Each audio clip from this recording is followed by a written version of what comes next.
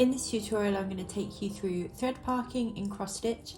You can see that obviously I'm halfway through this piece. If you were just starting your piece and wanted to use this method, you just wouldn't have any of these threads started yet.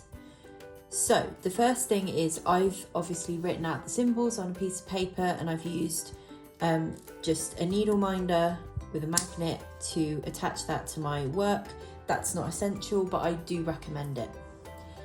So the next colour I need to use for this piece is this brown one. If I was just starting out and hadn't used this colour before, or had run out of the previous thread of it, I would just thread up a new one and start stitching. As I do have a thread of this going, I've threaded it up, and now I'm going to go down through the hole where I had brought it through at the top. So now I'm ready to stitch my section. I'll speed that bit up for you, and then I will come back and show you what to do when you finish using a colour. Okay, so I've just finished using that colour of thread.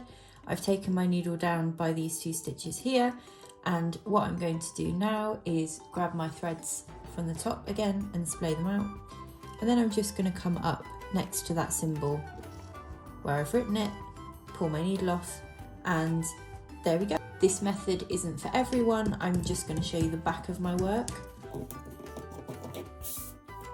So on the back here, you can see that because we pull these threads across each time to store them, it does create quite a messy back. And I know that that's not for everyone when it comes to cross stitch.